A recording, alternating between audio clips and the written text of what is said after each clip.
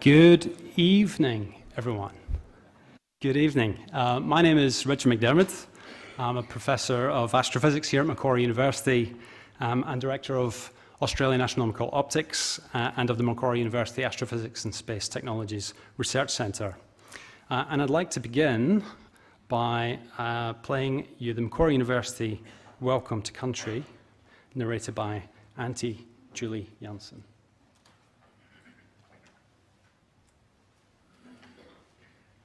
Welcome.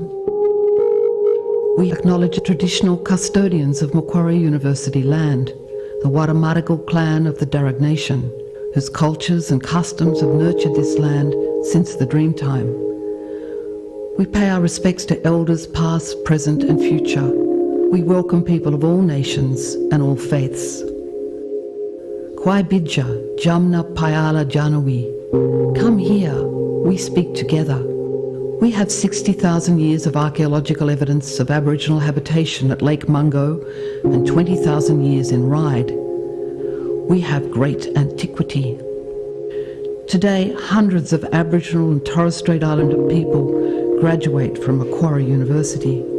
The Darug Nation had famous leaders such as Chief Yarramundi, Naraginji, Colby and Maria Locke. Many of the descendants of these Darug people live today amongst you. We celebrate with you our ongoing attachment and custodianship of this country. We celebrate the achievements of Macquarie University.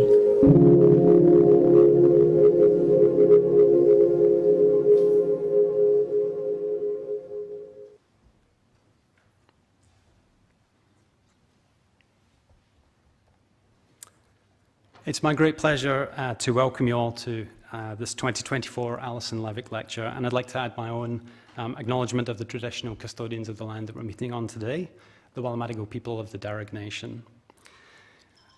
The first astronomers of this land and their customs and traditions have nurtured this land and the sky country above since the Dreamtime. I pay my respects to elders past and present and extend those respects to any Aboriginal or Torres Strait Islander people here in the audience with us this evening. The Alison Levick Lecture is funded by a bequest from Mr. Jack Alison Levick, a Melbourne psychiatrist who had a lifelong interest in astronomy. Mr. Alison Levick had seen spectacular astronomical photographs made using the telescopes of the former Australian Astronomical Observatory by pioneering astrophotographer Professor David Malin. Jack Alison was inspired to leave money in his will for talks that would enhance the public understanding of astronomy. And the first Alison Levick Lecture was presented by David Malin himself at the Powerhouse Museum on the 11th of July 2003. While the bequest is held by the Australian Government, the Alison Levick Lecture is now hosted by Macquarie University as the current home of the Sydney division of the former National Observatory, now known as Australian Astronomical Optics, the group that I have the privilege of leading. In the 21 years since the lecture's inauguration, we've had a succession of distinguished astronomers and space scientists who have led us through the whole sweep of space-time in their presentations.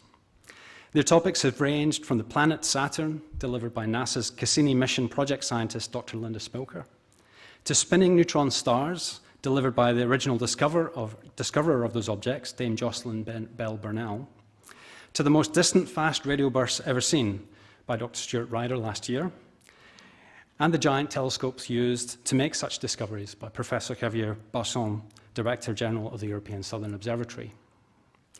Adding to this prestigious list of inspiring scientists is tonight's speaker, Professor Fred Watson, AM. Originally from Yorkshire in England, Fred studied astronomy at St Andrews University in Scotland, something we both have in common, although I don't think we were graduated in the same year. I don't know who was first, but we can talk about it later. He completed his PhD in Edinburgh.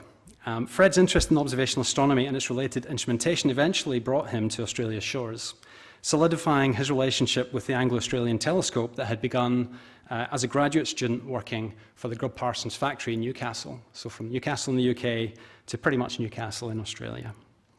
Fred went on to become astronomer in charge at the AAT, playing significant roles in various observational surveys of the Milky Way and beyond, and developing a passion for protecting the pristine dark skies of Siding Spring Observatory. Fred's advocacy for responsible lighting practices led to the development of Australia's first dark sky planning guidelines for the region around the observatory, something of a world first. And together with his partner Marnie Elg, who is in the audience this evening, helped establish Australia's first internationally recognised dark sky park in the Warrumbungles National Park. For another little while, Fred holds the role of Australia's first astronomer at large within the Commonwealth Government of Australia, relaying the important aspects of Australian astronomy to the government and the general public and associated organisations. Fred also holds honorary professorships from several universities, but he assures me that the only one that really matters is his honorary professorship from Macquarie University. And indeed, we're very proud to have Fred as a close colleague here at Macquarie. Now, in addition to all these accomplishments, Fred is probably best known to you all for his work in public outreach. Fred is a prolific and award-winning science communicator through popular science books, outreach events, and broadcasting, most notably his long-standing weekly segments on ABC Radio. Fred has an uncanny ability to make science accessible, interesting, and most importantly, fun. This is a really important role for science. And there's no better science for igniting our imaginations than astronomy. And I'm a bit biased there, but I think it's true. Now, I can see lots of young people in the audience here tonight, and I'm really looking forward to all the super interesting questions that you're going to have for Fred at the end of his talk. If you have a question for an astronomer, tonight is your night to give it a go. So we'll be passing the mic around, and particularly for young people, think about a question and don't be afraid to put your hand up. Without further ado, I'll ask you to put your hands together and welcome Fred to give the 2024 Alison Levick Lecture, Tomorrow's Universe and Discoveries That Will Change Science. Fred.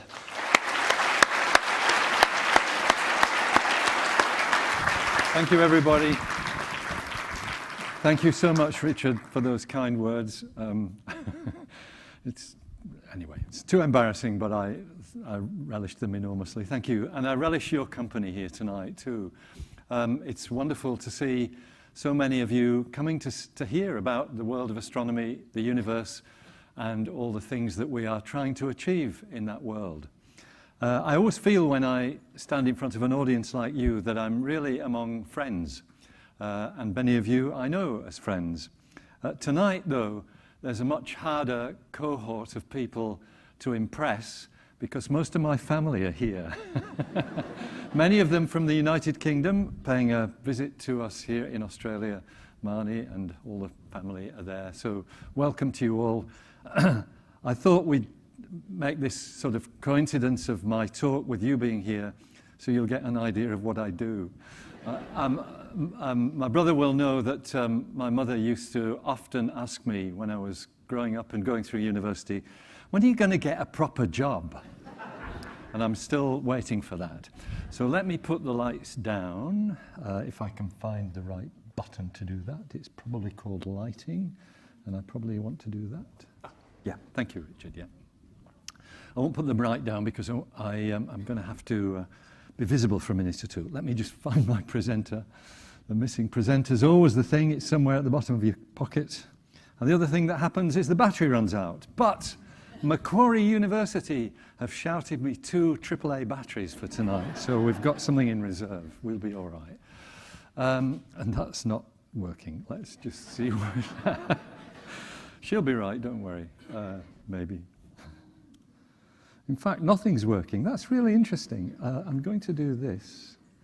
Get out of the presentation and start it again. Let me just... yeah, it might be that it's still locked in with the presentation. How's that? There we go. See, we know how to bug the system. So tomorrow's universe, and I was talking to a former colleague of mine on the way here, actually, who phoned me, a gentleman by the name of Andrew Stevenson, who I used to work with in the Department of Industry, Science and Resources, and he knew this talk was on, so he said, what do you mean by tomorrow? Do you mean tomorrow, or tomorrow in an astronomy timescale, or tomorrow in a cosmic timescale? And I guess the answer is all of them, although I can't be too sure about what you're going to do tomorrow, but I hope it's enjoyable, whatever it is. But really what I want to talk about is the discoveries that will change our view of science and also spend a bit of time on something very close to my heart, which is telescopes and observatories, because they are, generally speaking, the means by which they will be made, those discoveries will be made. So you've heard tonight from Richard that for 6 years I was the Australian government's astronomer at large. That position has now come to an end to be replaced by something infinitely better. So I'm now, my formal title is Australia's Astronomer on the Loose. So watch out, you never know when I'm going to turn up. And I'd like to acknowledge Marnie's company, Dark Sky Traveller, because a lot of what I learn about the universe comes from the fact that we're able to visit so many key and important places in the world to learn about what's happening. So, as always, it was good enough for Douglas Adam, it's good enough for me, trilogy in 4 parts. I want to start by talking a little bit about space and time. Now, many of you will know this stuff, but there are some people here who won't, and I love talking about it, so we'll do that. And then the state of the art. I want to show you what astronomers are using today and the kind of equipment that they have at their disposal. Followed very quickly by what's coming next, because we're on the brink of some extraordinary technological advances that will probably revolutionize our understanding of the universe, which is really what this talk is all about.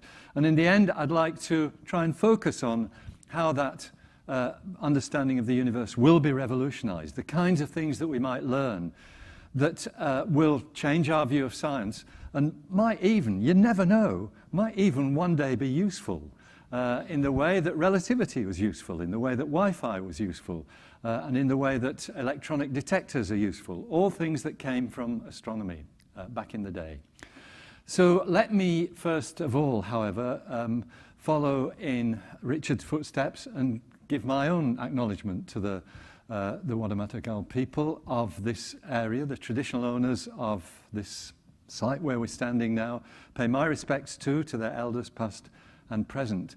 But also to show you this picture, which I've shown many, many times before. It's a beautiful portrait by a First Nations man called Kyle Piquet of the emu in the sky. The dark emu is something that is very common throughout all of Aboriginal culture in our country. It's something that, you know, the 450 or so different groups of Aboriginal, different families of Aboriginal people all recognise this. The First Nations people with whom I'm most familiar and know best are the Gamilaroi people, because I used to work among them at Siding Spring. They call this Gawarrgay. And what it is a dark part of the Milky Way. So this is the emu. And this photograph shows a stretch of the Milky Way, which is actually visible more or less in probably July, August, September, rather than now. But the emu is formed by the dark patches in the Milky Way, which you can only see, of course, from a place where there are no city lights. So don't try and find it here on the Macquarie campus. What's the emu? Well, its head is what we in Western culture call the coal sack, right next to the Southern Cross there on the right. Its neck stretches down through the star clouds of Scorpius and Sagittarius, and its body is that widest part of the Milky Way there. It's something that when you've seen it, you will never forget it. And in May nights, when I used to work 5 nights a month on one of the telescopes up at Siding Spring Observatory, I was always delighted when you could see its head rising above the southeastern horizon. This majestic sight of an emu rising in the sky. It dominates the whole sky. Small wonder that it has formed part of First Nations tradition, actually not just in Australia, but in other nations where it's not, in fact, an emu as a rule. But to we in the world of science, what you're seeing there is something quite different. We are seeing our view through the disk of our Milky Way galaxy, the Milky Way swirl of stars and gas and dust that is our home in the universe.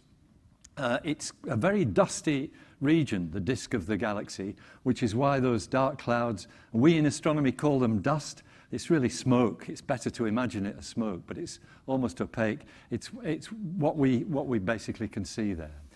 So we can never see our Milky Way galaxy other than the view that you've just had a look at, because it's too big.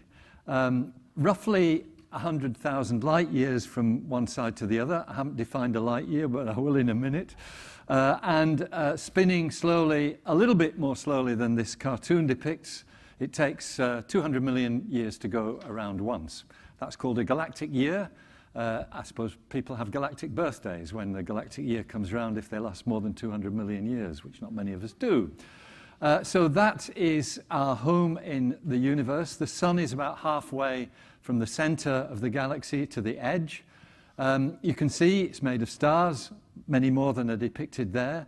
The pink streaks in it are clouds of glowing hydrogen.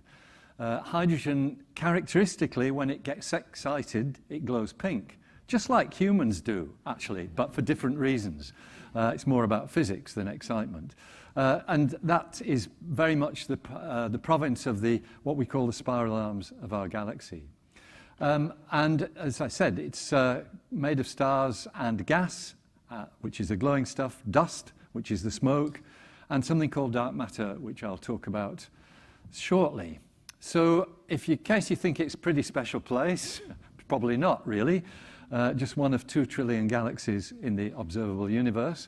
And it's my background slide to chapter 1 of this talk, which is about space and time, because I just want to remind you of something that many of you will know, but is of such importance to astronomers that you can't really overemphasize it. And it's about the speed of light. Any of the young people know what the speed of light is?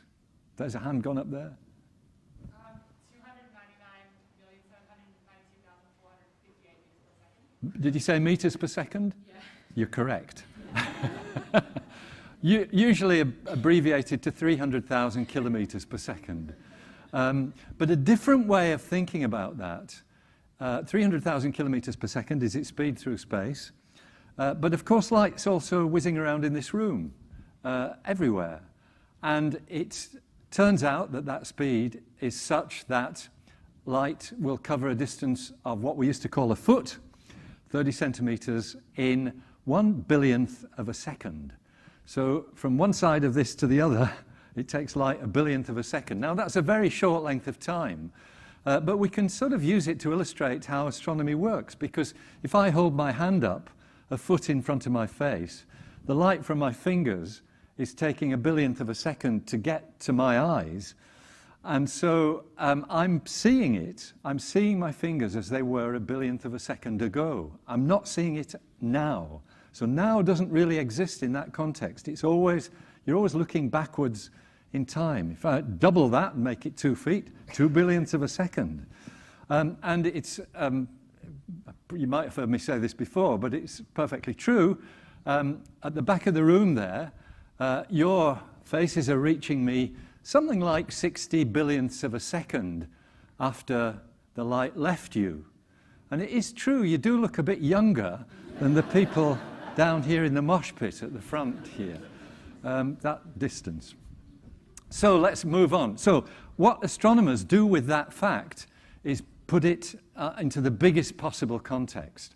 And we love drawing weird diagrams like this that show effectively the history of the universe as it's presented to us by this 300,000 kilometer per second speed of light. I call it astronomy's conjuring trick, because no other science has it. Geology comes nearest, I guess, digging down where you find the different strata, but we go right back to the beginning, as I'll show you in a moment.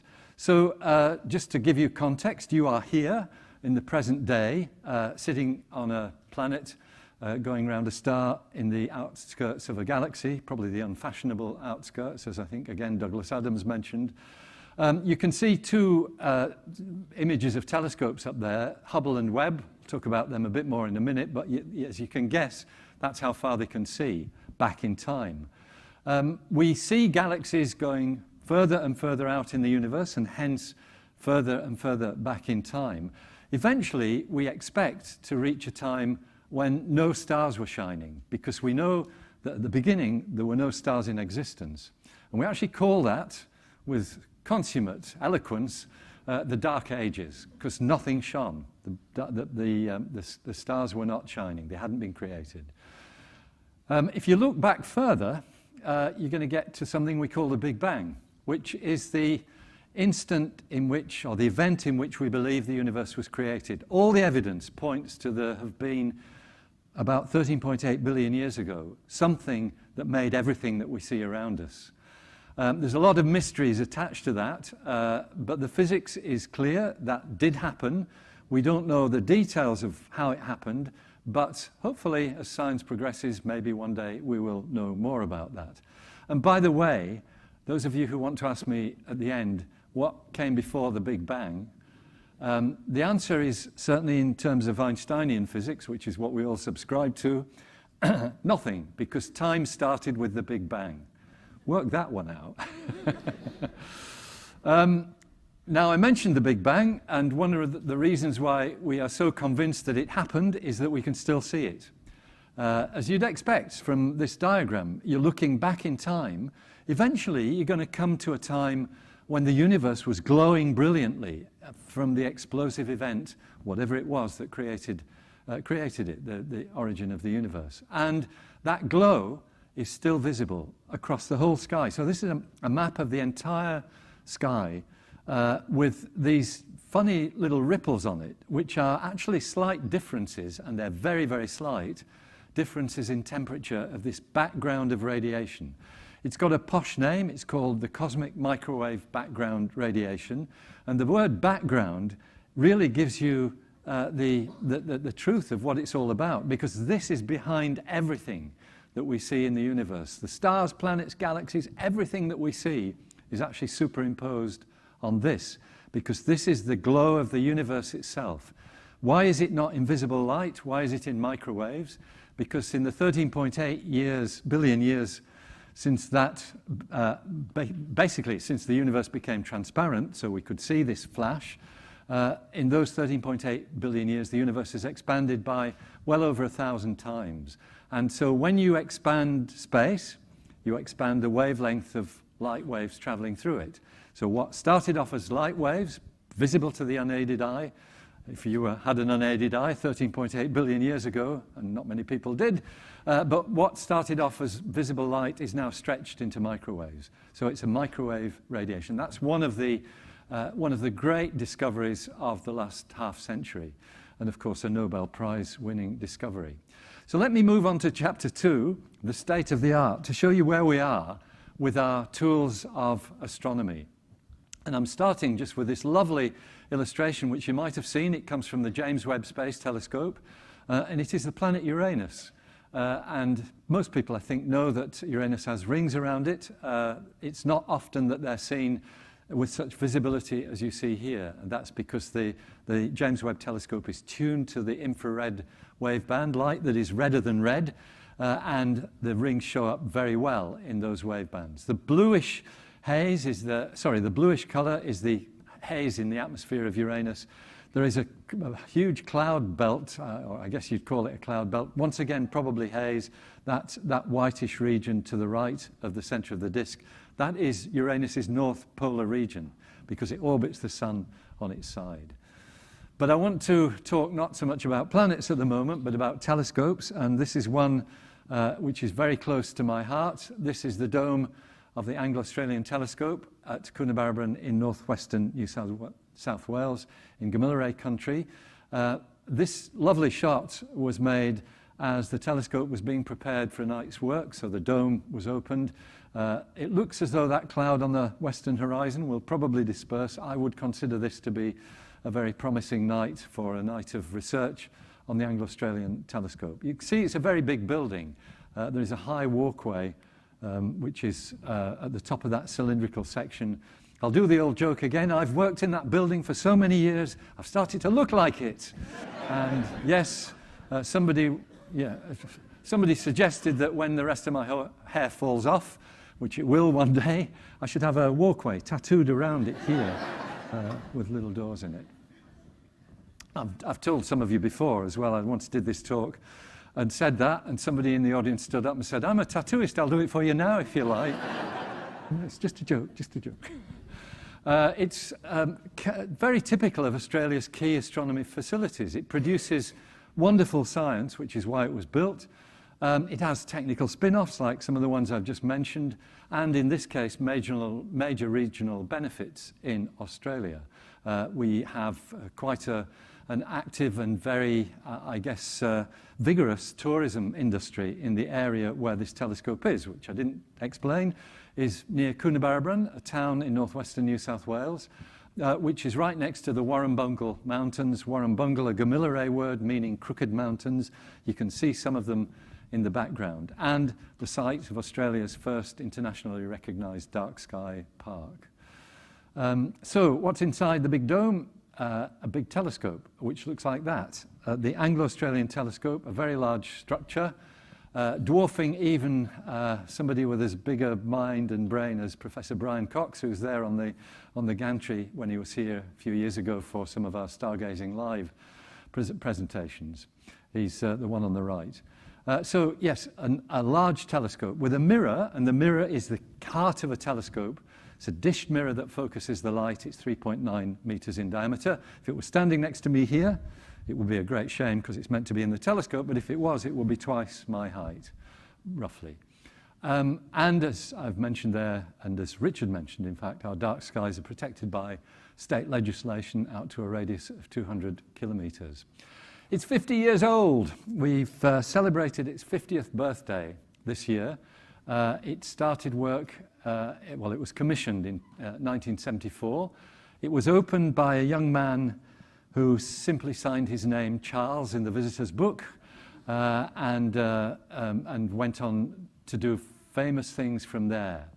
I think I'm the only person in Australia whose connection with this telescope goes back long before that, because as Richard mentioned, in 1969 I was actually working on the preparatory structures for the mirror that was being brought from the United States, where it was cast as a blank disc of a glass ceramic material called Servit, and to be turned into a polished mirror at the works, the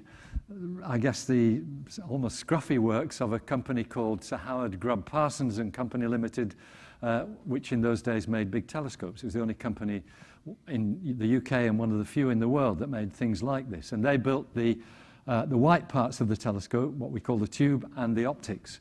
I was involved with the optics in 1969, and that's what I looked like.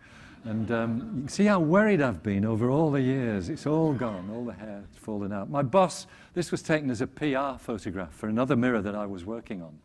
And my boss said, we can never let that go out and be released to the media. Fred looks like an out-of-work musician. And it's very accurate, because within 6 months, that's exactly what I was, as I tried to fund myself through my master's degree. That's another story. What does the telescope do? And it's done an enormous amount of research. I'll show you one of its achievements in a minute. But just to dwell on the anniversary, we've just finished at the beginning of last month, actually the month before, beginning of October, a conference, a symposium to celebrate 50 years of the telescope, its past, present and future. Richard was there, and a good time was had by all. This is the conference photograph. But perhaps closer to our hearts, well, not really, but something that cheered us all up, was the letter we got from the King to congratulate us on 50 years of having, as he declared it, he says actually, I'll stop talking, but I'll just read it. Your thoughtfulness in writing is most appreciated. I'm pleased to reflect on the journey that began in 1974 when I had the opportunity to declare the Anglo-Australian aperture open, which is that's how he ended his opening speech. I declare this aperture open. We all fell about laughing. Well, I wasn't there. But.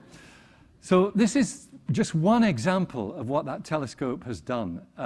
As Richard mentioned, it was made famous by photographs made by our colleague David Malin, sadly not able to be here tonight, who put colour into the stars. He was the first person to be able to image the sky photographically with true colour, and he was very fastidious about those colours and made himself and the telescope world famous because of that. But something else that made the telescope world famous was this. And this is a map of our local universe. It looks like two maps. what it is looking out in two different directions. And the reason for that is that the middle part there is obscured by our own Milky Way. The Milky Way galaxy sort of fills the middle bit with stars, so that's why you're looking out one way and the other to get these curious-looking butterfly wing-shaped maps. But every dot in that is a galaxy, all those yellow dots. There are, if I remember rightly, about 220,000 of them in this map. And what you can see immediately is that they're not just distributed randomly. They follow this almost web-like structure, almost like a honeycomb of material. It's three-dimensional. It's like a foam of galaxies. The walls of this foam are filled with galaxies, what we call sheets of galaxies with voids in the middle there. And they've got a typical size of about 100 million light years. It's a really rather important discovery that was made. And by the way, I forgot, I didn't define a light year. A light year is the distance light travels in 1 year, which is 9.5 trillion kilometers. I thought you'd all know that. Never mind. It's the distance light travels in 1 year. This goes out, as you can see at the bottom there, to about 2 billion light years. It's what we call the local universe, because you're really seeing the universe much as it is today there. But that structure, very important, because we think that is the modern-day equivalent of those ripples in temperature on the Big Bang image I showed you at the beginning, which, by the way, were caused by sound waves bouncing through the early universe. Extraordinary stuff. What else do our astronomers look with today? Well, this is very important at the moment. This is a set of 4 very large telescopes. In fact, the whole thing is called the VLT, the Very Large Telescope. 4 enclosures, each of which contains an 8.2 meter telescope. And we have access to that. In fact, Richard's building an instrument for one of them called MAVIS. Very important connections, not just that astronomers can use these telescopes, but we can also contract to build equipment for them and to some extent contribute to their governance. They're operated by an organization called ESO. That's their logo there. It is the European Southern Observatory. Their headquarters are in Munich, but the telescopes are in northern Chile, where atmospheric conditions are exquisite.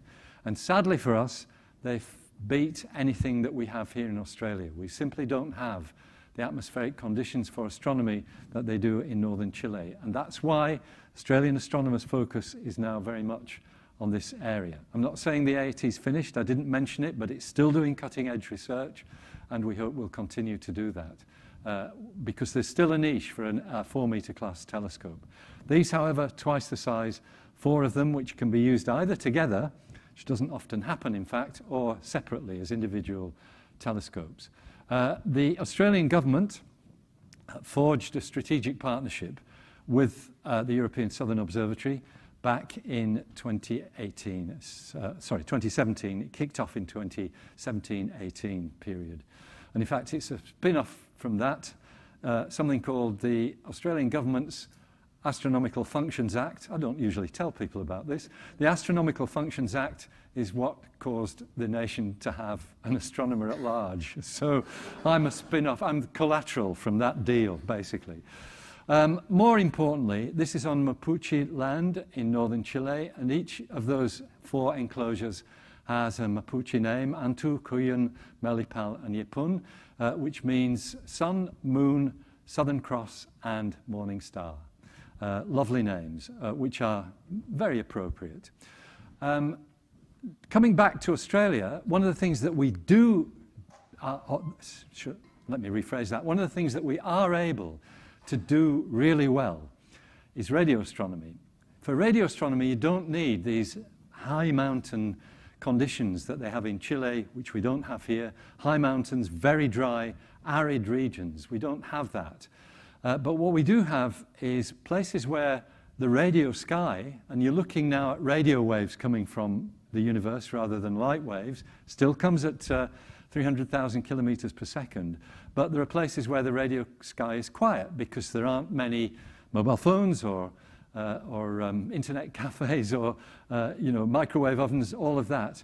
Parkes is such a place. This is the Murray-Yang dish, which has recently been renamed. It's a Wiradjuri name. 1961 that instrument was built in and is still going strong and doing fabulous science.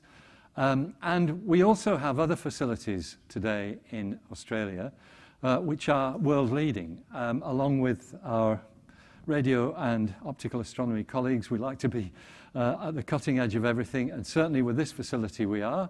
This is a site in Wiradjuri country, which is in Western Australia, about 250, 300 kilometres northeast of Geraldton. It's the CSIRO Murchison Radio Astronomy Observatory in Yarimana Ilgari Bundara, which is the second part of the name. That is Wiradjuri for sharing sky and stars. It's a lovely name that was introduced a couple of years ago to give a tribute to the Aboriginal owners of this land, many of whom actually work on the technology of the facility. It's a very good story. That is a set of instruments. I haven't time really to talk about them individually, but you can see they're dishes like the Parkes dish, but it's what we call an array. It's many of these dishes strung together. So they mimic a much bigger telescope. It's called the Australian Square Kilometre Array Pathfinder. I'll explain that in a minute. And I haven't really time to talk about it, and I wouldn't want to anyway, because one of the absolute world leaders in this field is sitting right there in the audience, Stuart Ryder, who gave our Alison Levick talk last year. This is the research on what we call fast radio bursts, which one of my radio broadcasting colleagues says should be pronounced fast radio burst. That's how he should say it, which nobody understands. Anyway, if you've got a question about that, we've got Stuart here for a while. And then we've got space facilities, because Australian astronomers can apply for time on instruments like this, which is now aging. It's been working since 1990, the Hubble Space Telescope, well above the Earth's atmosphere, so it gets away from turbulence of the atmosphere. It has no problem with the atmosphere getting rid of ultraviolet or infrared rays. That's what we call absorption, and has been a fantastic asset for astronomers worldwide. Since it was launched, as I said, in 1990. You probably all know the story. It took quite a few years before it attained its full performance, because the mirror, whilst it was the most perfect mirror ever made, was made to the wrong prescription by accident.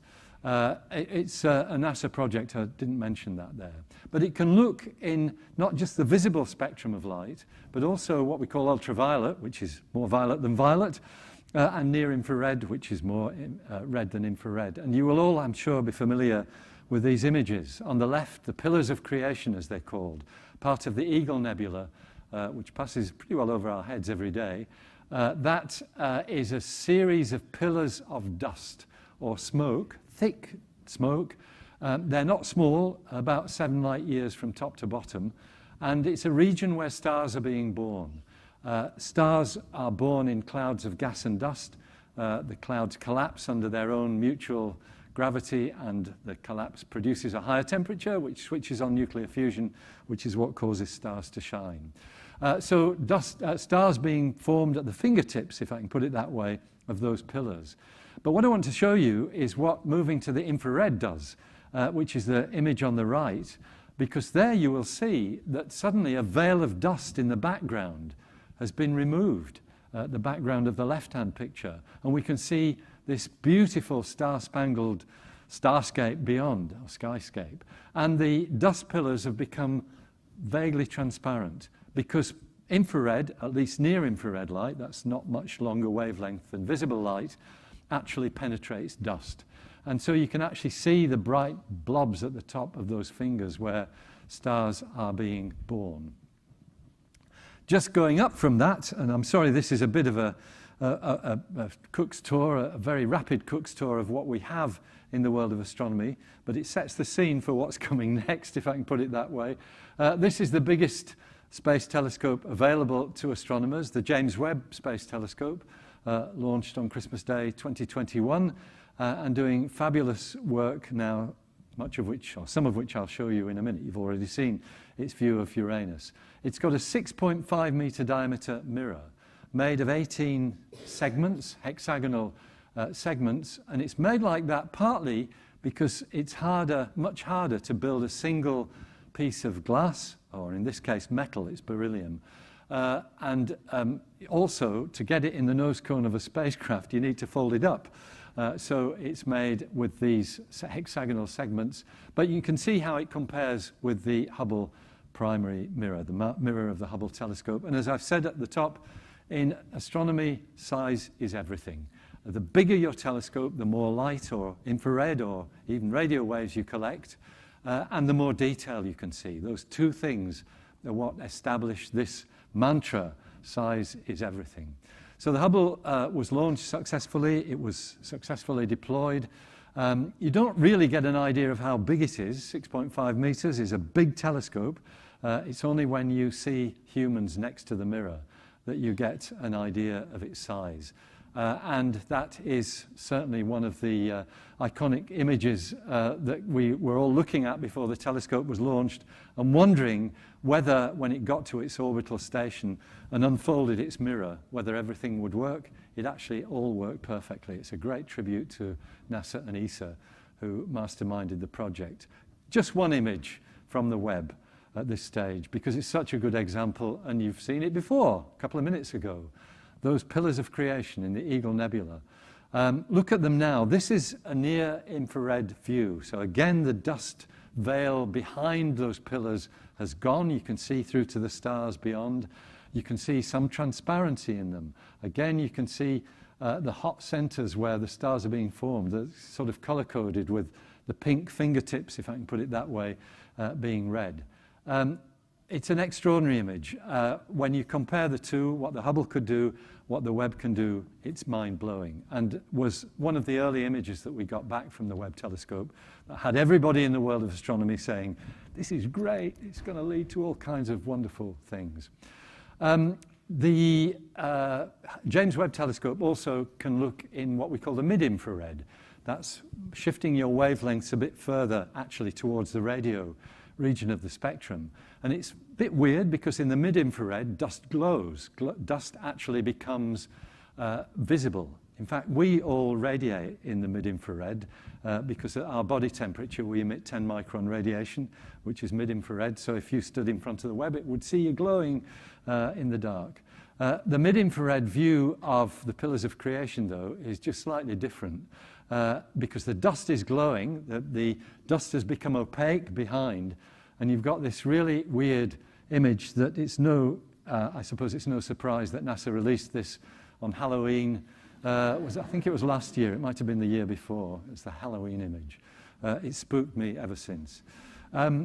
Now, something else wrapping up our survey of what we can do today, this is quite new, because we have a new window on the universe that is going to be very powerful as we go forward with astronomy. And the basics of it are quite simple, really. And it goes to gravity, which is the fundamental force that makes the universe work. And we think of gravity just as being what pulls us down. It's what's keeping you all in your seat.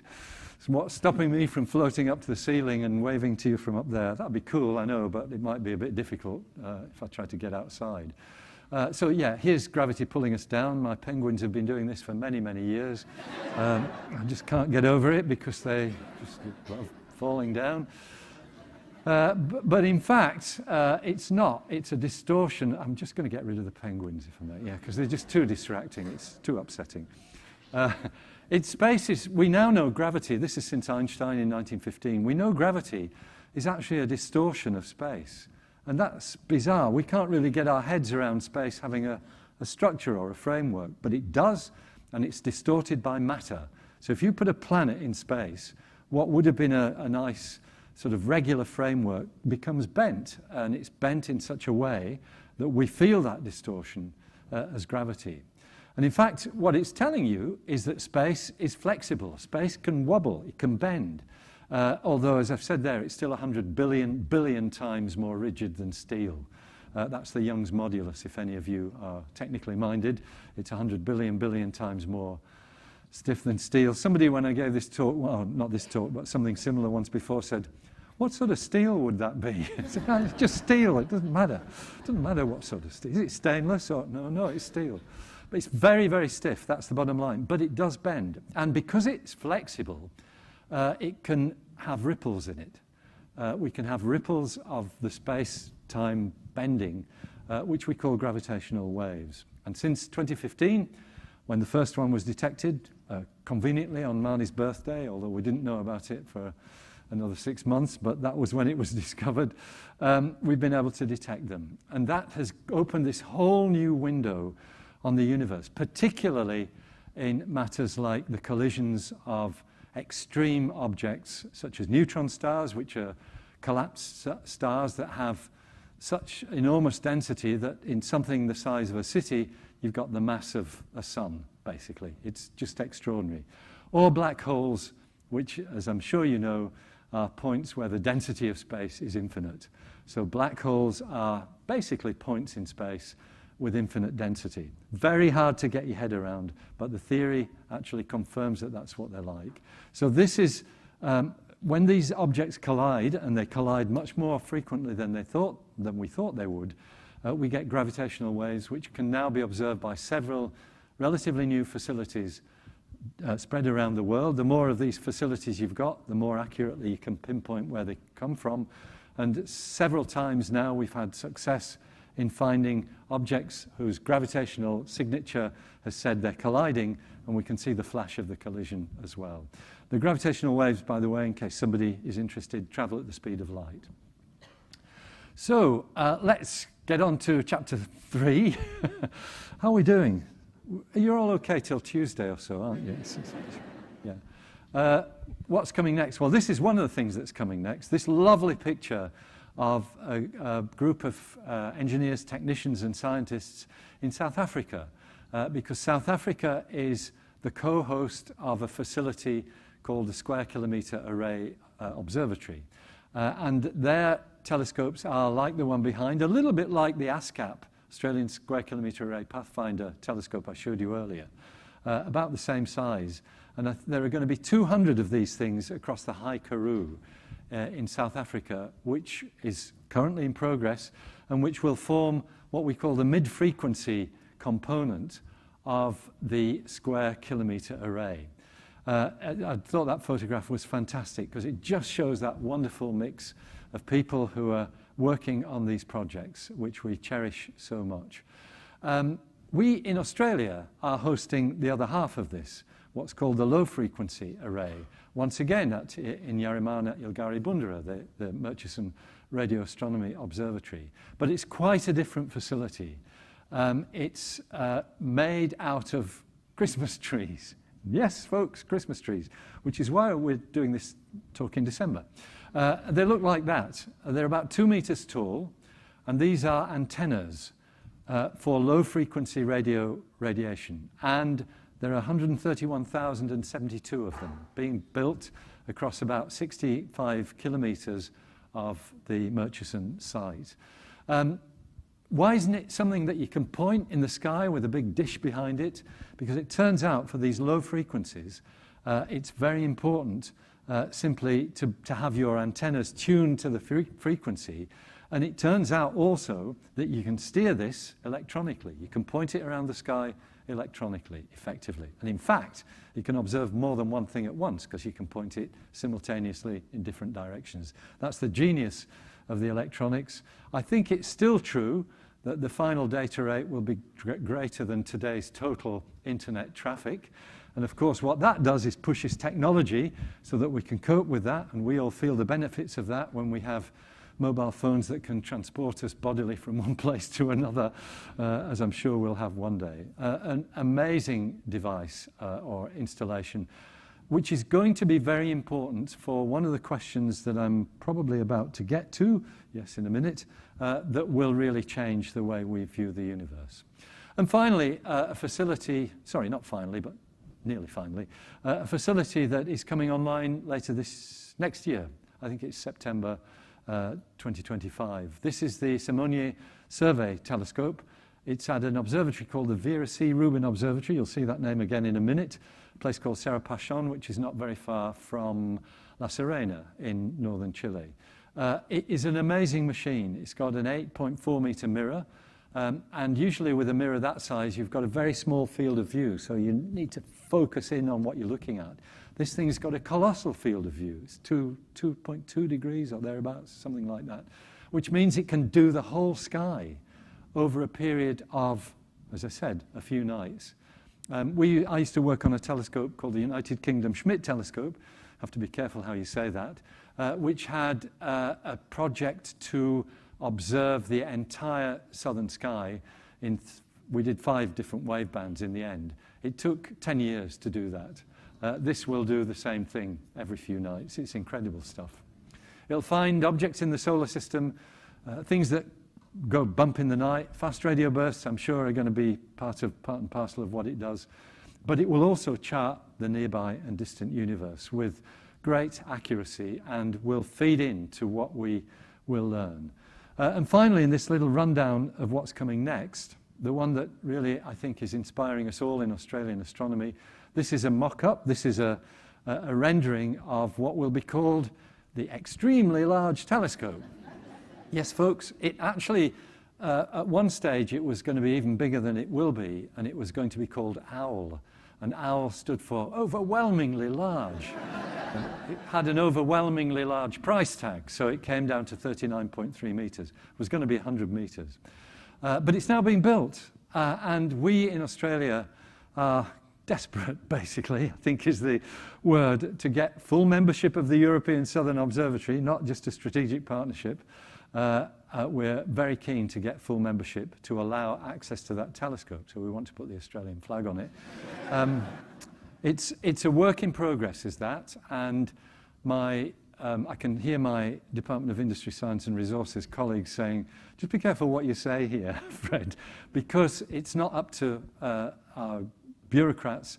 This is going to be up to government. It's going to be up to a cabinet decision for us to join this observatory at ESO in full rather than a strategic partnership. Just to let you know, this is not pie in the sky. Sorry, I've got one other thing to say about it before I show you this little video that I've got. This is just really to give you a comparison of what this thing is going to be able to do. That's the James Webb Telescope to scale. It's a mock-up. It's probably made of polystyrene or something, with the group of people who were working on it. This was taken probably a decade ago, before it was launched. You might notice it was quite expensive, $10 billion US. Here's a mock-up of the mirror of the ELT, just to give you an idea. Now, the Webb telescope has 18 segments, if I remember rightly. They're 1.3 meters across. The ELT has 798 segments, which are bigger. And that's what its mirror will look like, except it won't be bits of cardboard. It will be this glass ceramic I mentioned, to make a perfect 39.3 meter diameter mirror. And you might notice there, as with all things done on the ground, its cost is only a sixth of what the James Webb Telescope costs. Space is so expensive for science. Yes, that 1.59 billion US, they may stretch, that's the figure I think was the latest, but I think it might go up a little bit. But even so, when you put it against other yardsticks, it's pretty cheap. $1.59 billion is enough to keep the US military running for about 16 hours. So, you know, if we didn't need military, and God knows we do need the military, but if we didn't, what could we achieve in the world of science? So this is what it looks like today, to let you know it's not pie in the sky. That is the framework which will support the mirror. There's a person working just near the top of that. You can see a bit of movement. So that is 39.3 meters in diameter. That framework will have the 798 segments of the mirror on it. And here's the dome, which is now nearing completion. It's on a mountain called Cerro Amazones, which is not that far from Cerro Paranal, where the VLT telescopes are. I couldn't resist putting something else in this. You can see it's fantastic, isn't it? It just blows the mind.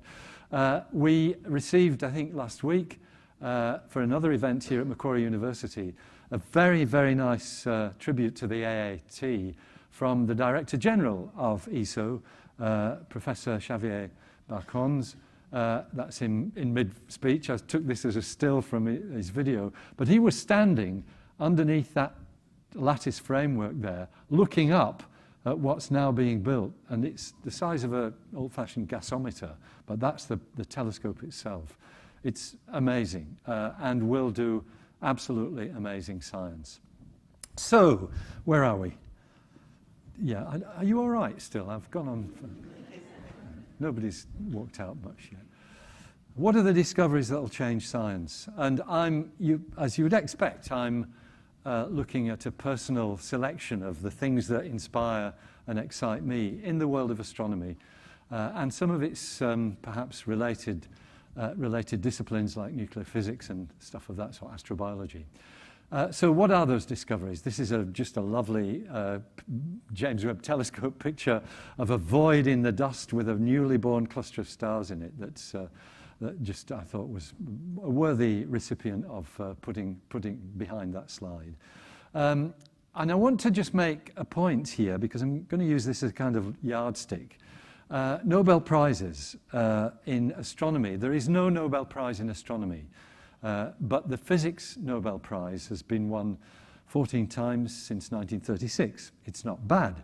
But we hope for more, of course, in the world of astronomy. So let me go back to something a bit like what you saw right at the beginning of the talk, our view looking back in time, because that is one of the things that has immediately come out of the James Webb Telescope, and there it is in the cartoon on the left-hand side, with the Hubble Telescope, which also did fabulous work. You're looking at galaxies more and more distant, and eventually, as you'll see, we get to the first galaxies and the first stars. Now, we haven't observed those yet. The dark ages, which aren't marked there, but it's the pinkish glow. Why is it pink? It's sort of because the dark ages are not completely dark. The universe was no stars, no galaxies, no chemicals other than hydrogen, helium, and a tiny bit of lithium. That was all created in the Big Bang, but there's nothing else. No oxygen, no silicon, no carbon, no people. The dark ages, however, were permeated with hydrogen, cold hydrogen gas, which glows in the low-frequency radio spectrum, which is why the Square Kilometre Array low-frequency telescope that I showed you a picture of, it will be online in 2028 or so, why that's so important. We think we will be able to see back to that time when the universe was very dark. But what's puzzled scientists is when the James Webb Telescope sort of penetrated to where you can see that sort of reddish area. We aren't seeing the first galaxies yet, but we're not far off. What we found were galaxies that were much more well-formed and brighter than we expected. And here's one of them. This is just an example. It is on the underlying image, magnified, just gives you an idea of the power of the Webb. But it's at what we call a look-back time. That's how far you're looking back. 13.5 billion years. We think the Big Bang occurred 13.8 billion years ago. So we're seeing this as it was when the universe was only 300 million years old. And nobody thought, if you'd asked people 5 years ago, what will be the first, the earliest galaxies you can see, they would have probably said at least 500 million years, maybe even a billion years, but not 300 million. I'm going to show you a diagram, a sort of technical diagram, which I stole from a colleague, Richard Ellis, who's at University College London. And it kind of shows in a bit of technical detail what I'm talking about here. This is not actually the only graph I'm going to show you, but it's the first of two. And just look at the top there. You've got a scale that says age of universe, and it's going off to the right where it will become zero, which is the Big Bang. That will be the time of the Big Bang. It's 300 million years old for these blobs at the right-hand side of the graph, 400 for the ones in the middle, 500 for the ones at the edge. So all the things on the blue line there have been observed with the James Webb Telescope. The sort of purplish line, as you can see, it's labeled theory, because we thought that would be the way things would be. Now, up on the left-hand side is basically the brightness of the galaxies. So theory says that you're going to get galaxies getting dimmer and dimmer and dimmer as the you go back in time towards the beginning of the universe. But you don't. They are still getting dimmer, but nowhere near as fast as everybody thought. And the question is, why are these young galaxies in the infant universe brighter than they should be? As I said, this was a slide borrowed from Richard Ellis, who's one of the leading cosmologists of our era at UCL. And he's put a couple of speculations: ejected dust, supermassive stars, bursty star formation. I like that one. I don't know what it means, but I think it sounds good. But we don't know. That's the bottom line. And also, tied to that is another issue. When are we going to discover the first stars and galaxies? So that's a question we don't have the answer to. It's clearly nearer to the beginning of the universe than that 300 million years at the top. But we don't know, was it 200 million years? Was it 50 million years that the first stars and galaxies formed? That's the end of the dark ages that I'm talking about there. So I think these two questions between them, I think, are worthy, when we answer them, of a Nobel Prize. So my money is on Nobel Prizes from this science as things move on. A related question is about black holes. We're finding black holes in these early galaxies. We now know that most of the galaxies in the universe, perhaps all of them, have what we call a supermassive black hole at their center. We've got one at the middle of our galaxy. Its mass is 4.1 million times the mass of the sun. It's 25,000 light years away. You don't have to worry about it. It's just there, doing its thing. But what we call active galaxies have got a black hole with stuff swirling around it in what we call an accretion disk. And some have been observed, and this is a sort of just a cartoon, but it shows effectively what we're seeing, that the velocities that these disks of material are achieving, which actually tells you what the mass of the black hole is, it's giving us black holes 150 million times the mass of the sun, which is enormous. It's more than we expected. So once again, the question is, these supermassive black holes in the infant universe are bigger than they ought to be, and we don't understand why. So that's another discovery that I think will change science, because once we understand more about these black holes, how they originated, how the galaxies got to be brighter, and the two are kind of related, I think that is one of the things that will change the direction of the thinking of cosmology. So I think that's another Nobel Prize winning discovery when it's made.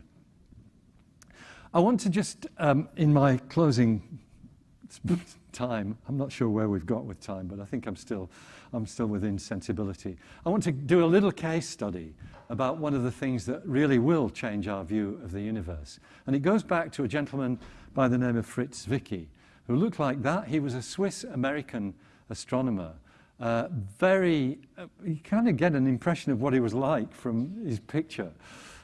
He was a bit of a larrikin, I guess you'd call it, who didn't mince his words. I'll just do an alert here. I'm going to use a slightly off-color word because he used it. He used to have no time for some of his colleagues, and he occasionally would refer to his colleagues as spherical bastards. And when he was asked why they were spherical, he said, because they're bastards whichever way you look at them. And that's the property of a sphere. It's the same thing. Forgive me for that. I'm just quoting what he said. An interesting character.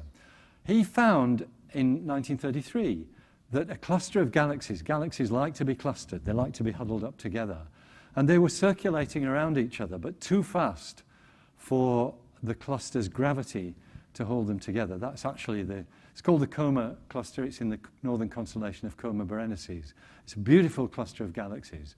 And he kind of figured that there must be more stuff than he could see holding these clusters together, or else it would have just dissipated and there wouldn't be a cluster there at all. He was very surprised, as you can see. And he made the leap of intelligence that there was some sort of dark component present in the galaxy cluster that was holding the thing together. And that was so far off beam for the astronomy of the day that it was basically forgotten. Nobody could get their head around what this meant. So for decades, actually, it didn't really attract any attention. But it was kind of rediscovered by a colleague of ours, the astronomers who were in the room, still very active. He gave a wonderful presentation at the 50th anniversary of the Anglo-Australian Telescope, Ken Freeman, Professor Ken Freeman of the Australian National University. The work I'm going to tell you about got him the Prime Minister's Science Prize a few years ago. He noticed that galaxies are rotating more quickly than they ought to be, because if there was nothing there other than what he could see, they should fly apart. Even though it's 200 million years to go around once, that's enough acceleration to blow it apart if all that is there is all that you could see. And actually had some lovely correspondence with Ken recently. Here's just showing you what I mean by that. Sorry, I'd forgotten that. That's a galaxy rotating. It's not very profound, but I thought you'd like to see it. He mentioned a paper published in 1959 to scientists Kahn and Vulture about the Andromeda Galaxy, which is the nearest big galaxy to our own, and its interaction with our galaxy. And it presented a result that had the same feeling about it. There was much more mass implied for these two galaxies than you could see, than you could actually observe.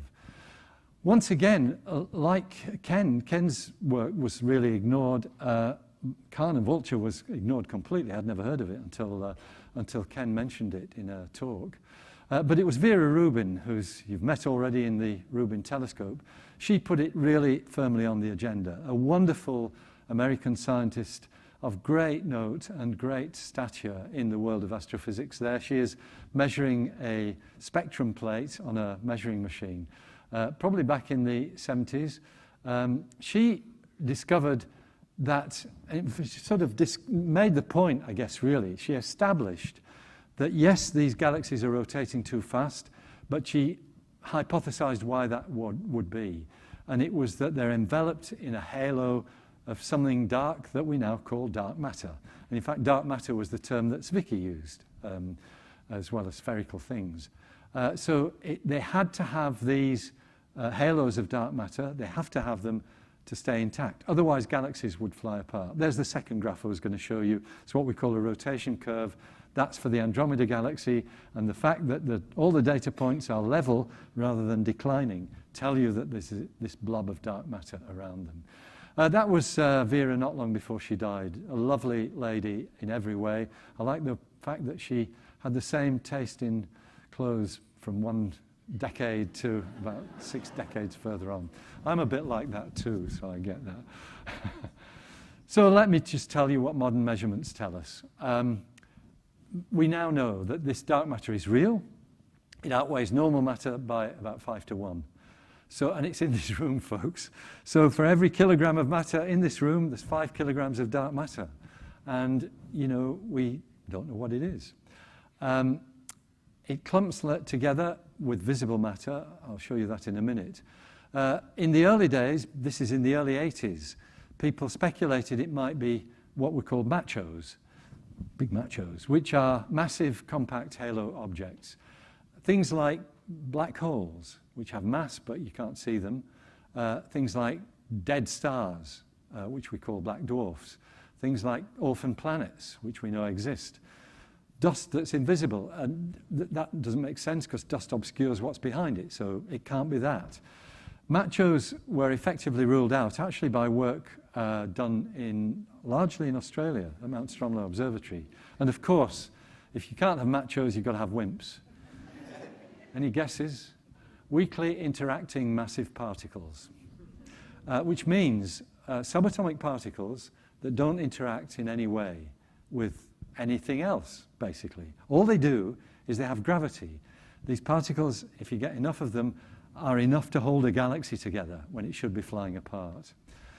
So WIMPs are very actively being researched, but we need more work. And just to tie up that loose end, that's what we think a galaxy cluster looks like. Sorry, this is another graph. I forgot to mention this one.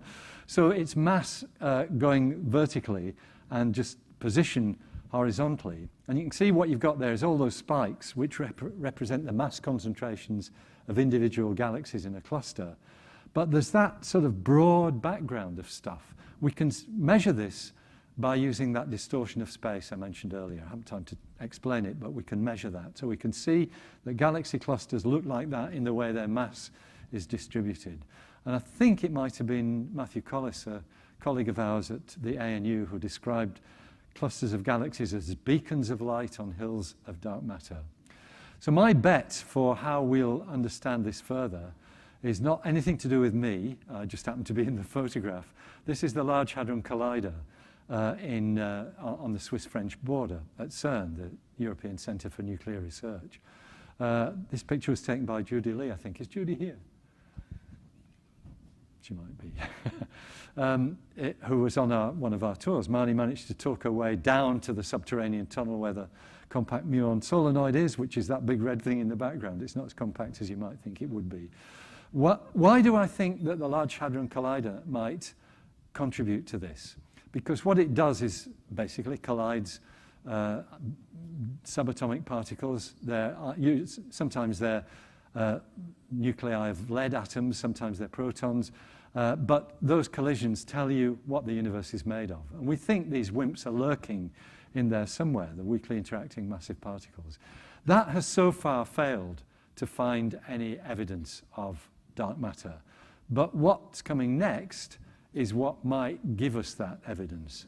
The Large Hadron Collider is in a tunnel 27 kilometers long, straddling the Swiss-French border, not far from Lake Geneva, which is on the left there. LHC marks the circle. What's being planned is the Future Circular Collider, 100 kilometers long. I reckon maybe 30, but more likely 40 years we might see that in action. But I think that's our best bet for finding out what this stuff is. There might be other ways. I haven't time to tell you what they might be, but that's where my money lies, and of course, probably 2 Nobel Prizes for that. One for the instrument, one for the discovery.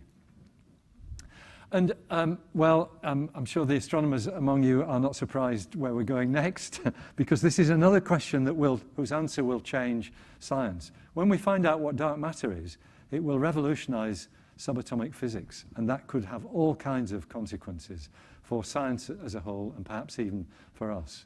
But there's a bigger mystery. Discovered by Brian Schmidt here, as leading one team of scientists, along with Sol Permuter in the United States, who led the other team. 2 independent teams found the same thing. Brian, of course, is the one we celebrate because he's an Aussie, even though he speaks a bit funny like I do.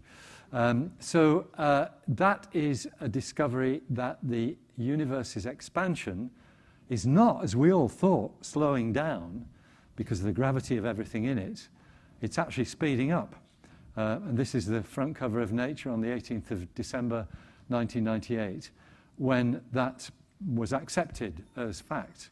It actually won Brian and Saul and a gentleman called Adam Rice the Nobel Prize in 2011 for physics. An amazing discovery. The last thing we expected. We all thought, as I said, the universe was maybe even going to collapse back into a point. Its expansion would stop and perhaps collapse into something that many people called the Big Crunch, as the opposite of the Big Bang. Only Brian Schmidt had the nous to call it the Gnab-Gib, which is the Big Bang backwards. So the Gnab-Gib was the end of the universe when everything would have collapsed. But we now know that is unlikely to happen. It's accelerating. And we don't know why. What we think is that it is an energy of space. Space has this energy that we really can't identify. We can't even put a metric on it. We don't know what it is, but we think that dark energy is what is driving the expansion of the universe. A kind of springiness of space, some sort of springiness. And that means it's a bigger puzzle than dark matter, because this is the scorecard at the moment for our understanding of the universe. We know about atoms. We know about the hydrogen. We know about how the atoms in our bodies are formed, which, by the way, is inside stars. We are all stardust, just as Joni Mitchell said. That's only less than 5% of the universe. Dark matter's a much bigger fraction, and the biggest by far is dark energy. It is pushing the universe apart at an ever-increasing rate. May even lead one day, as some scientists speculate, and I think Brian's one of them, to something called the Big Rip. The Big Rip is when the fabric of space actually tears apart. Put it in your diaries, about 40 billion, 50 billion years' time. Not going to be something to worry about. So yeah, dark energy is a really big issue. And I think it's going to be 3 Nobel Prizes for that. Because, well, we've got one already. Brian got, and Saul got theirs. I reckon there'd be 2 more with dark energy. I'd be interested to know whether my colleagues agree with me. Finally, because I'm way over time, for which I apologize, life beyond Earth. We know of nowhere in the universe where there is even the merest hint of living organisms. We're working on it to find them, and this then goes into the province of space science rather than astronomy, at least this bit does. And I've just put up one cartoon, courtesy of Nature magazine, showing one of the likely places to find rudimentary life in the oceans of Europa. Europa is one of Jupiter's moons. It's one of the 4 moons that you can see with a pair of binoculars if you've got good eyesight, discovered by Galileo back in 1610. We think its layout, and there's very good reason for believing this, is a rocky core overlain by a liquid water ocean, which itself is overlain by a thick layer of ice. The ice might be 20 kilometers thick. The ocean's probably quite a lot deeper. There's good evidence for that from all kinds of sources, including the magnetism of Europa's environment, including the way the latitude of features on its surface change. So it's a global ocean. Now, the fact that we believe there are hydrothermal vents on the sea floor of Europa is actually supported by evidence that came from another world, one of the moons of Saturn, Enceladus, which has a similar structure. Molecular hydrogen was found in the plumes of material, the geysers, if you like, that come through cracks in the ice. So we believe that these hydrothermal vents are likely to be there, and we believe that that was one of the cradles of life on Earth, that the chemistry and the biology and the physical conditions all came together to give us living organisms in these hydrothermal vents. So the good news is there are currently 2 spacecraft on their way to Europa. NASA's Europa Clipper, ESA's JUICE. JUICE is the Jupiter Icy Moons Explorer, in case you're thinking it's a slightly strange name. They will be there in the 2030s. They are both orbiters. They're not going to land and start digging holes in the ice, but the equipment that they've got is likely to reveal whether there is any trace of life.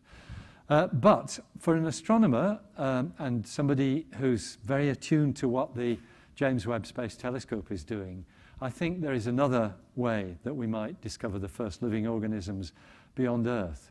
And it comes about because we now have the capability to see what the chemical constituents of the atmospheres of planets around other stars are. We can analyze their atmospheres. So it's just possible with the James Webb Telescope. It will be easy with the ELT, the European Extremely Large Telescope. And this is just an example. That is not an image. It's an artist's rendition of the atmosphere of a planet that rejoices in the name of WASP 39b. WASP is the Wide-Angle Survey for Planets. That's number 39 in its catalogue. And this is those gobbledygook words at the bottom of the instruments that James Webb used to make the measurements. What they detected, as I said there, it's 700 light years away, were molecules and atoms in the atmosphere. Sodium, potassium, water.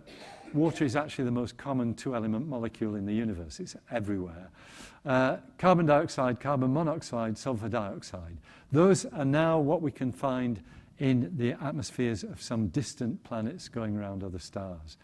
But what if we discover ozone or oxygen out of balance with some of the other chemicals like carbon dioxide? That's what we call a biomarker. Something that will only happen if life processes are actually taking place. So we have biomarkers on Earth. Oxygen is a giveaway. We've got, what is it? I can't remember the percentage, 16%? Something like that? 21, thank you. 21% oxygen in the Earth's atmosphere. It's a giveaway that there are living organisms. It's not, the problem is these biomarkers, it's very hard to get one that is absolutely rock solid and would definitively prove that there is life on a world like this. But it's the best thing we have. And you can bet your life if there was a biomarker discovered, it would be torn to shreds until it survived or not by the astronomical community. That's already happened in the case of Venus, which had some measurements a few years ago that looked as though there was, forgotten what it was actually, in the atmosphere of Venus. It'll come back to me in a minute. Which was thought to be a biomarker but wasn't. But then you can take that a step further. So what if you discover what you might call technomarkers?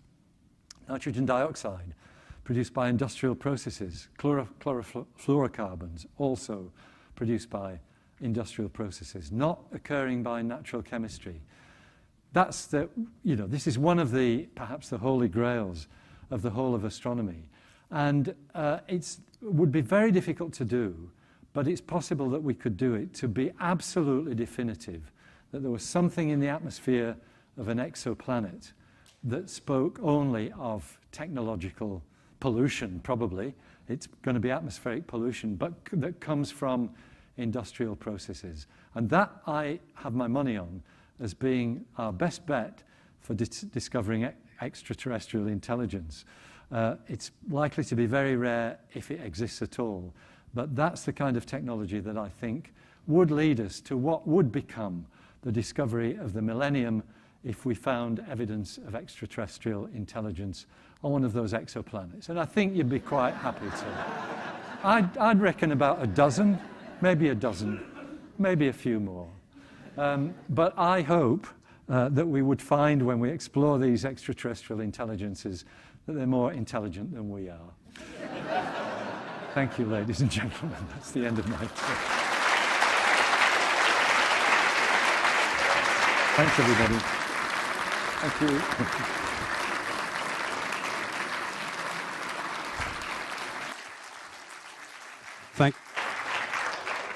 Thanks, Fred, for a fascinating talk. Walk through the universe in all kinds of ways. Now, we do have some time for questions, and as I said earlier, I see a lot of young faces in the room, and so now is the chance to ask your burning questions. And while you think about that, and we'll try and get a mic to you if we can, Fred, you've laid out sort of a fair number of Nobel Prizes there. Yes. I can see a lot of people thinking, I know which one I'm going to go for. And the young people in the audience particularly are the most likely ones to be in a position to do that in the future. And now, I wonder if you have some advice for them as to how they might get there. Yes. I guess it's a really interesting challenge. More so perhaps than when I was a student, and even perhaps when Richard was a student, where your choices were a little bit focused on the physics and the maths and the engineering, if you were thinking of a career with anything to do with astronomy or space science. But now there's a huge range of disciplines which are required by these sciences, which include public relations, administration, project management. All of those things contribute to the kind of things that I've been showing you here. And so my advice to young people is always to follow your dreams in that regard. And if it's not so much the physics or the maths that excites you, but the idea of building the biggest telescope in the world and masterminding that, that's an absolute contributor to the kinds of discoveries that I've talked about. It won't be just one person. It won't be just an Einstein or a Brian Schmidt. These will be large teams of people, many of whom are nothing to do with astronomy in their training, but they have contributed. So follow your dreams. That's always what I tell people. On the other hand, don't neglect English, history, maths if you can. To get as broad an education as you can, but make sure it's what inspires you rather than what somebody tells you ought to be doing, least of all me. Thanks, great advice. Okay, so let's see some hands for questions. Yep, let's start there. So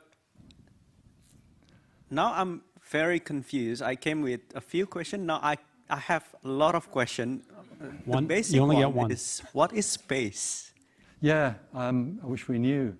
It's clearly a structure. You can't. When I was a young student, we just assumed that the space between objects in the universe was empty. We now know it's not empty. It's got radiation, it's got subatomic particles, and actually has its own pressure and temperature. But that's not space. I think your question is really, what is the fabric of space? And this stuff that I said is bendy and flexible and has waves going through it. It's a very difficult thing to define. And it's one of these things, if you watch a video of half a dozen cosmologists being asked, what is space? They're always doing things like this, you know, and things like this. It bends. It's very hard to put it into words. One surefire way of getting an answer is to send it into the Space Nuts podcast, which I do with my friend and colleague Andrew Dunkley, and we will say more or less what I said just now, but I might have had a few more elegant words to describe it, and if you want, an equation or two. Thank you. That's a great question, and one that, you know, the answer is we don't know. Okay. That's the answer sometimes. We have another question over here.